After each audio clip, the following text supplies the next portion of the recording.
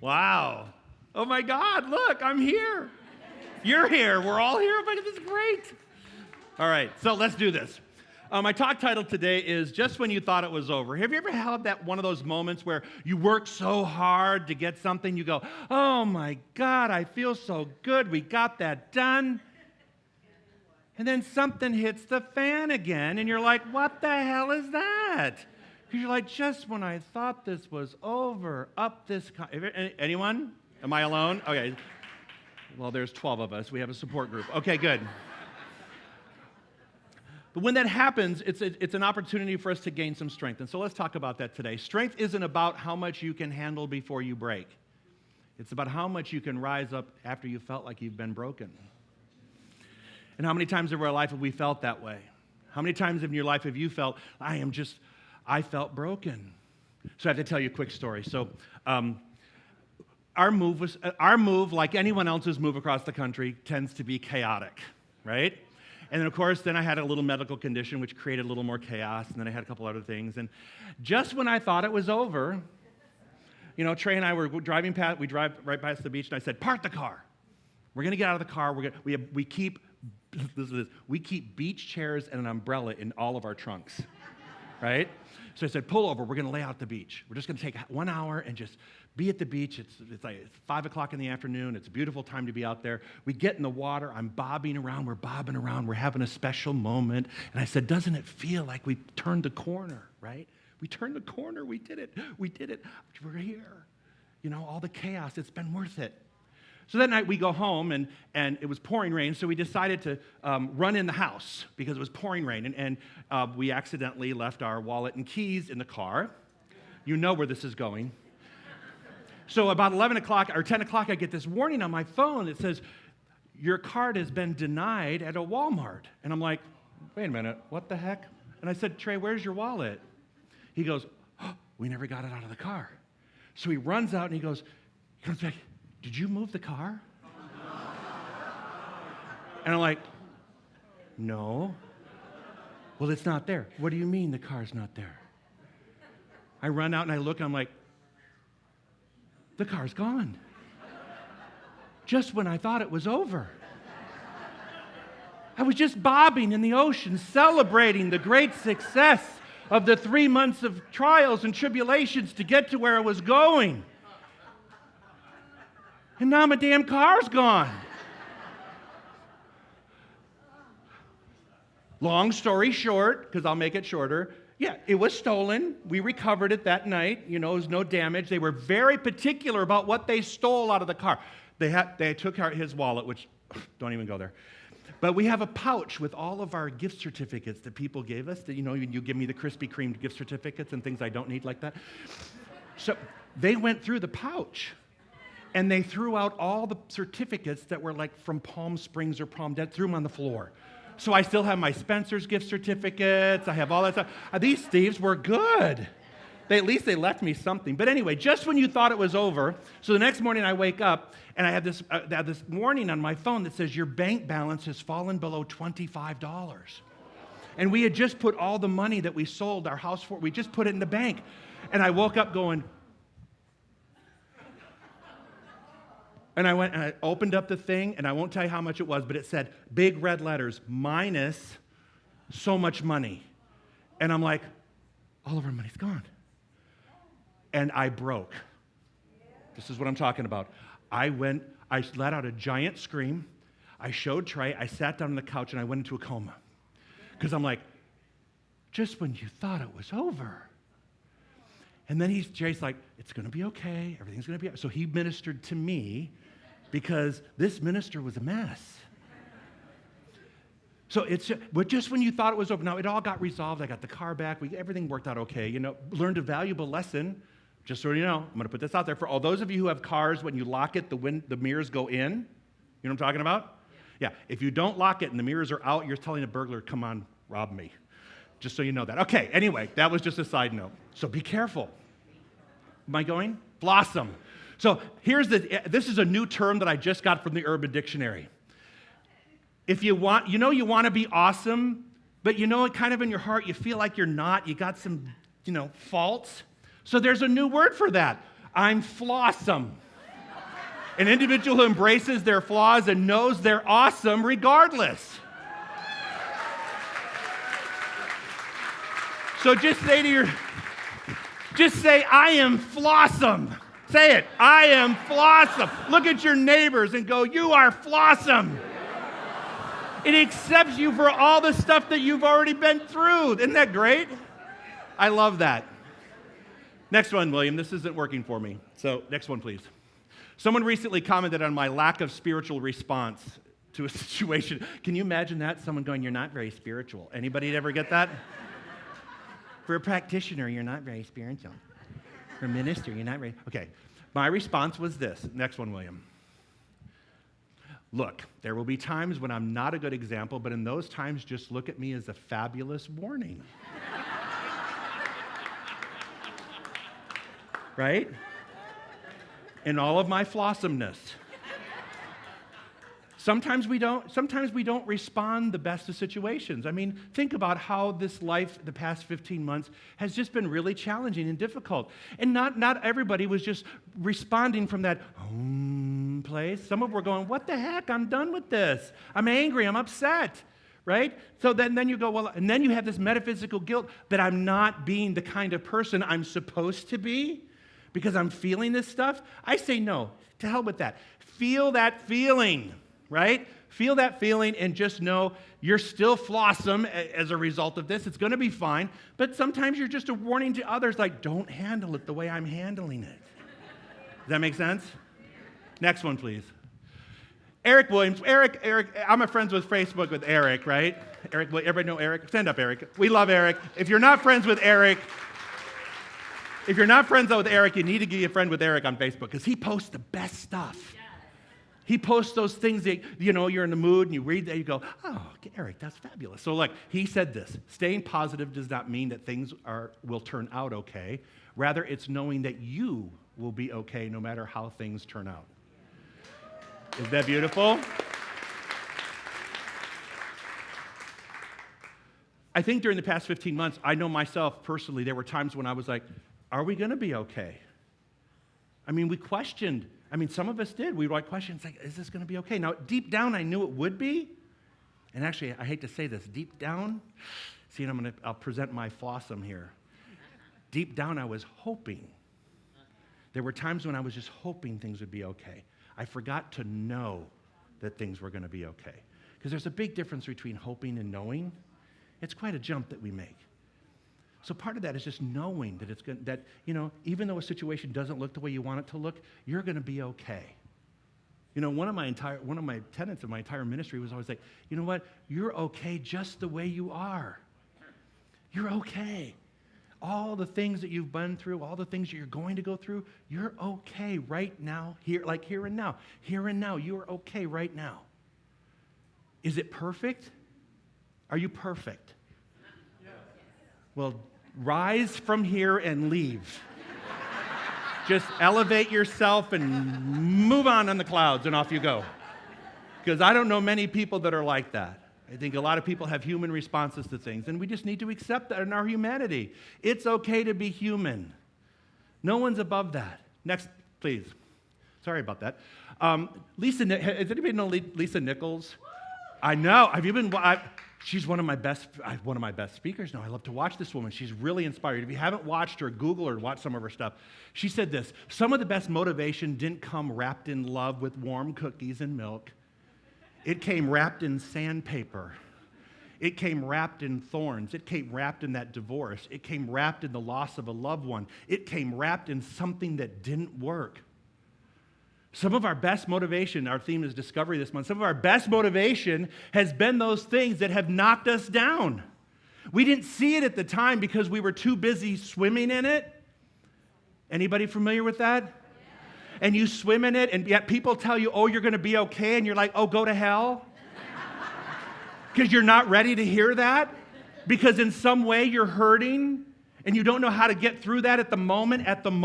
But I tell you what, in looking back at all things in your life, I go, you know what? The things that I thought were going to be the worst tragedies, the things that were thorns in certain body parts, and thorns and pains in my body, in my consciousness, in my work experience, whatever it was, those things that pained me ultimately made me. And because they pained me and they made me, I'm a stronger individual because of that. And I look at that now and going, thank you, God, for all the experiences I had and all the ones that are yet to come. Does that make sense? Next one, please.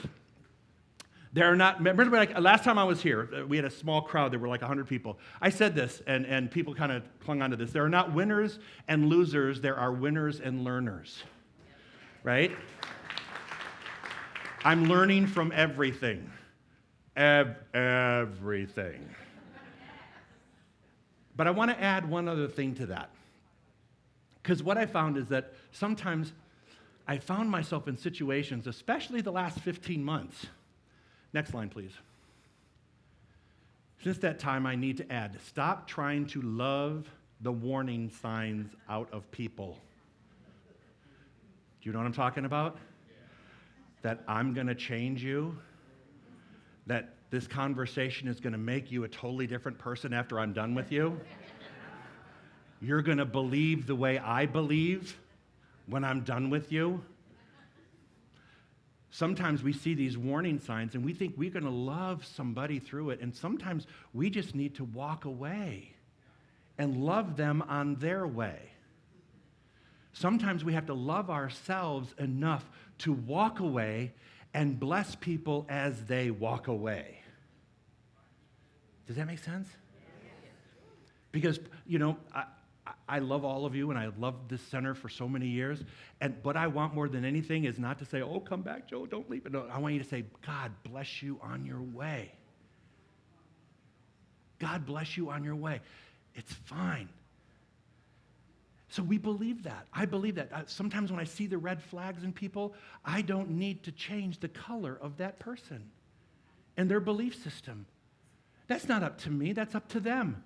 And if they ever get to that point in their life, maybe they won't. Maybe they're just happy just the way they are. I know people who are miserable and so happy in their misery that they don't want to make an adjustment. They feel confident. They feel good. It's comfortable. That's not who we are, though. As those of us who know this, the only way you're going to go through this is when you walk through situations like that. When you see the signs and you move proactively in the right direction versus see the signs when your intuition tells you to go and you don't, and you pay a deep price for not doing that. Familiar? Yeah. Next one, please.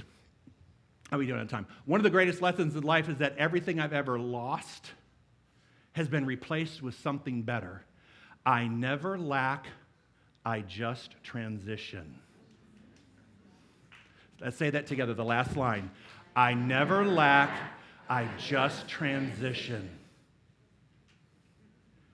Right now in your life, I know that when I said that, some of you were thinking about a certain situation you have in your life right now that's been challenging or difficult, and that you've been walking through. But just remember, you don't lack. There's no lack there. There's no lack of God in that situation. There's no lack of spirituality. There's no lack of you. What you're doing is transitioning into something else. You're transitioning. And I like the word transitioning because it's effective. It means that I can just transition. I don't have to die. I don't have to kill something off. I just have to transition and mold into whatever I want to do. Put that spiritual stuff in the mold so that it works. We've all had losses. We've all had things. We've all experienced those things.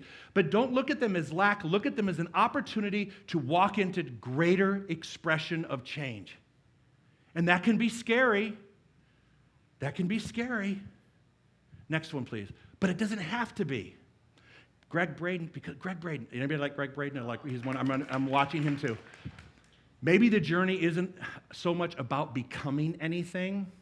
Maybe it's about unbecoming everything that isn't really you, so that you can be who you were meant to be in the first place. I found some pictures when I was moving, and they were of me as a kid.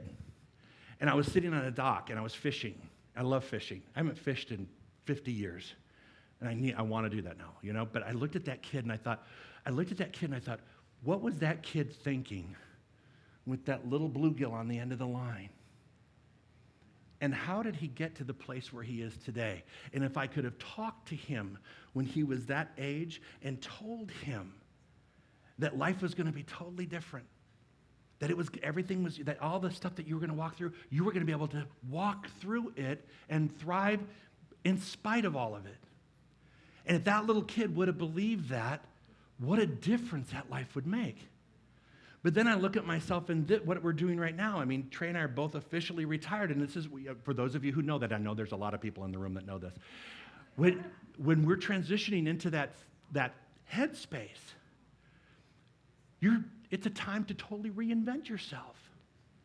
And I kept thinking, why did I wait till I was 58 to start reinventing that? Even though I was teaching this stuff. Sometimes you get so wrapped up. You get so wrapped up in what your life looks like and what you're doing and things you got to do and places you got to go and people you got to see and chores you got to get done that we forget to slow down and spool down long enough just to go to that space where I go, where's that little kid? Let's go fishing and nurture him. Let's nurture him and remind myself of what the possibilities still exist in that kind of consciousness. We forget to remember who we really are in the first place. Next, please. Smooth sails don't make skillful sailors, right? Next line. Here we go. When you encounter a wave, it's not an obstacle, but an opportunity to learn about yourself, prove your strength, develop new skills, and to come out wiser. Wherever you see the wave coming, whenever you see the wave coming, or you turn around and it hits you, because sometimes you see the wave, and have you ever been in the water where you don't? And it's a big wave, and it hits you, and you're totally caught off guard? You know that feeling? Whenever you see the wave coming, or you turn around and it hits you, just ride the wave. You're not going to be okay. You're already okay. In fact, you're getting stronger and wiser as a result of that hit. I think we can all see that in our life where we got stronger and wiser because of the hit. Now, when you get hit, it hurts. Anybody want to testify to the hurt? Right? Say amen. Amen. So everybody's had that hurt before. And we know what that hurt feels like, but we don't have to, but let's look at it just like as the wave that hits, it's like, ooh, okay, well, just ride it. The one thing I love about the ocean, and I love watching the ocean, because the surfer's optimism. I call it the surfer's optimism. The surfers are out there on their boards, and they wait for a wave, and they wait for a wave, and then they get a good one, and then they turn around, they wait for a wave, and they're always thinking the next one's about to come. That's a surfer's optimism. The next one's going to be a good one. The next one's going to be a good ride. But they stay out there. They don't go onto the shore and contract and forget who they are. They don't put their board up waiting for the wave to happen out there. They stay in the game. They stay in the arena and make it happen. Because if they were out of the water on the beach, that beautiful wave, that would have been a missed opportunity. Don't stand on the shore waiting for your big wave to ride. You got to get out into the water. You got to get out in there and make it happen. You have to get some skin in the game. And now that we're opening up, and now that we're able to do things that we took for granted, I think a lot of people had this opportunity to do inventory. Now that things are changing, are you going to change as a result of it? Are you going to go right back to where you were a year and a half ago? Or is there something about you that's going to change where you're going to put yourself in a situation where you are taking a little risk and going out on the skinny branch and trusting that the universe is going to support you? Trusting. Next, please. Many people continue to try to find themselves. I've been talking to some people. I don't tell people I'm a minister back home, because then they want advice. And not that I'm not yielding to that. But you know what? I don't want to be known as that thing anymore. I want to just be known as, this is Joe and Trey, two old queens that live in Lauderdale. You know? Come on, Grandpa. I don't feel that way. But a lot of people are saying, I'm so lost. I don't know what we're going to do. And I'm like, look, you're not a $20 bill that you left in your pocket. You're not lost. You're not lost. Next one, William. Here we go. Your true self is right there, buried under cultural conditioning of other people's opinions and inaccurate conclusions you drew as a kid that became your beliefs about who you are. You're not lost.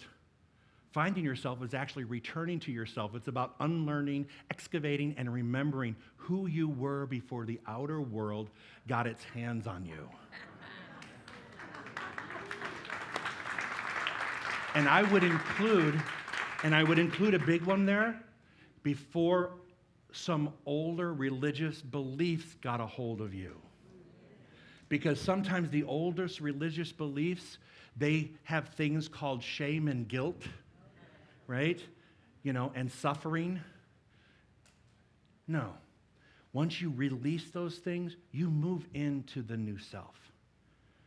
You have to remember that was you before the world got its hands on you and started to mold you into the person that you are today. And the interesting thing is the mold that has been cast, that you are this person right here and right now, you can cast a new mold. Trust me, it's fabulous. Happy as could be. I love that rock.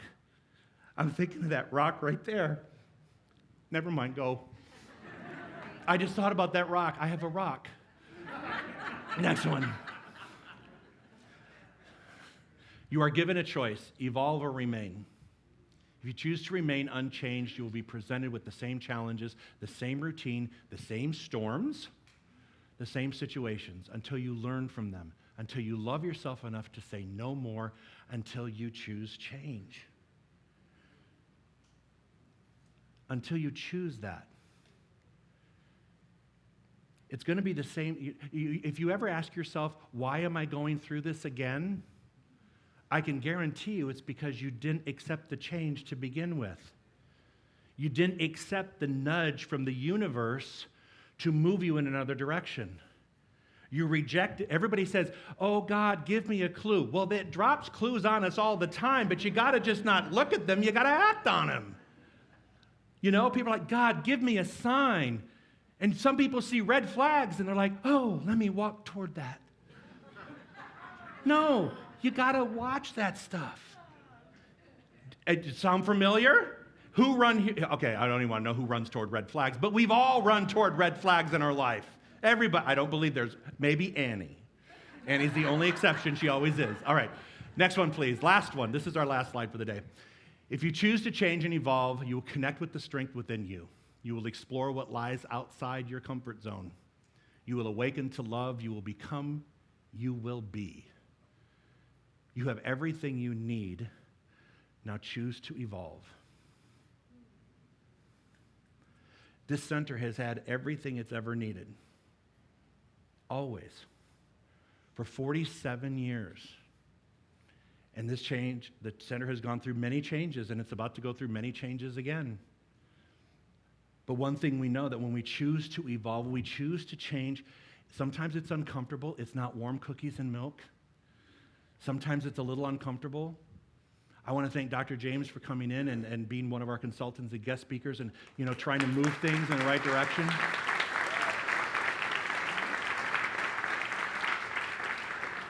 And no one knows the outcome of what's going to happen, who's going to end up, being the spiritual leader of this center. That's not what's being decided today, but the meeting this afternoon will decide a new direction of where we're going to go or what the possibilities are.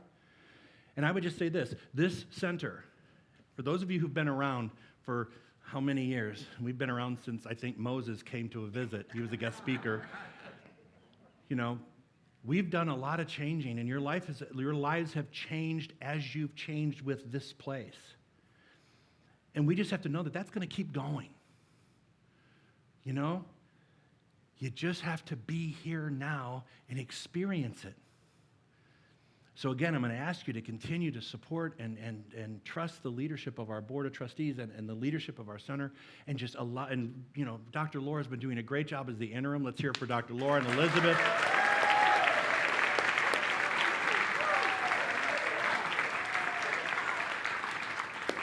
Now she really knows she doesn't want that job. So, but you have to choose. And sometimes it's a tough decision. And in your life, and in the center's life, and just in general, we have to choose to take the step, even though it's uncomfortable. You know, I remember that faith is walking down a dark stairwell without any light, but knowing you're going to be okay. And you just know you're going to be okay. And then once you get there, there's some form of light that expresses itself. And once that little sliver of light meets your eye, the darkness begins to dissipate. Guys, we've walked through an incredible amount of uncertainty the past few months, past year and some, right? But you're here. Yes, and I can see your face and you can see mine, and I didn't spit on anybody. So it's a good day. It's a good day. I want to thank you for being here today. I'm going to make one more appearance before I go back to the East Coast, and that's going to be on July 4th. So I hope you're able to be here July 4th and join me. In the meantime, again, just know that you are loved and you are supported, and that everything that is happening in and around this center is for the highest and best good, that it continues to unfold, and it just does. It's happened for 47 years, and it will happen for another 47 years. I love you. Thank you so much, and so ends your lesson. Thank you, everybody.